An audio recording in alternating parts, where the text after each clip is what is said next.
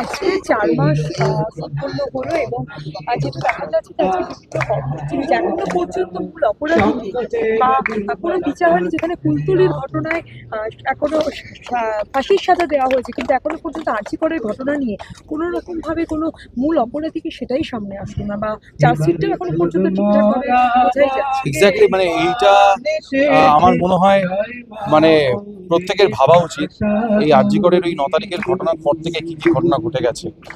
তাতে সমস্ত দিক থেকে দেখা গেছে যে প্রশাসনের একটা উদাসীনতা এবং প্রশাসন কিভাবে এভিডেন্স ট্যাম্পারিং থেকে শুরু করে প্রত্যেকটা বিষয় মানে আপনারা জানেন অলরেডি, সেই জন্য একজন গ্রেপ্তারও হয়েছেন এবং হসপিটালের যিনি কর্তৃপক্ষে ছিলেন তৎকালীন, আমাদের যিনি প্রিন্সিপাল, তাকেও গ্রেপ্তার করা হয়েছে।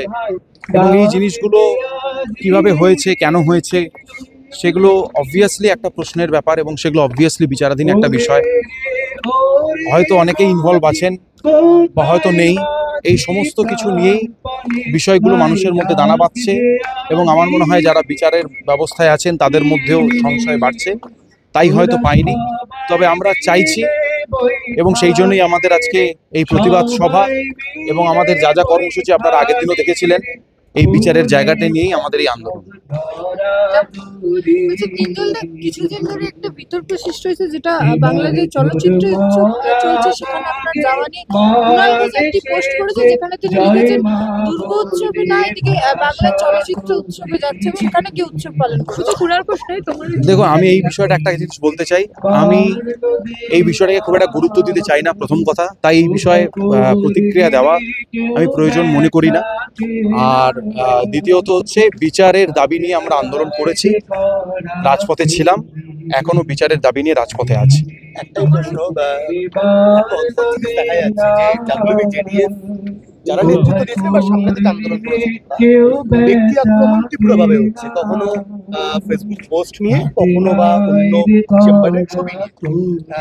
কিন্তু বারবার করেই তো সন্দীপ ঘোষের সঙ্গে শাসক দলের একটা অংশের ঘনিষ্ঠ সম্পর্ক সামনে এসেছে, সেটা আড়াল করার জন্য, চাপা দেওয়ার জন্য এই ব্যক্তি আক্রমণ। দেখুন, একটা কথা না খুব পরিষ্কার, মানে আমরা তো যে আন্দোলনটা করেছি আপনারা জানেন, সেই আন্দোলন প্রশাসনের বিরুদ্ধে আন্দোলন, এবং সেইখানে যে যে উদাসীনতা দেখতে পেয়েছি প্রশাসনের তরফ থেকে, সেইটার আন্দোলন। তাই এখানে ব্যক্তি আক্রমণ হবে, এটাই খুব স্বাভাবিক, খুবই স্বাভাবিক। কিন্তু তাতে বিচলিত হয়ে যদি আন্দোলন ছেড়ে দিই, সেইটা হবে অস্বাভাবিক। আমি বলছি প্রশাসনের যোগসাজশ ঢাকা দেওয়ার জন্যই এই ব্যক্তি আক্রমণের চেষ্টা। সেইটা যারা করছেন তারা বুঝবেন, কারণ আমার মনে হয় আন্দোলন করে অন্যায়ের বিরুদ্ধে কথা বলে আমরা কোনোদিন কোনো ভুল করি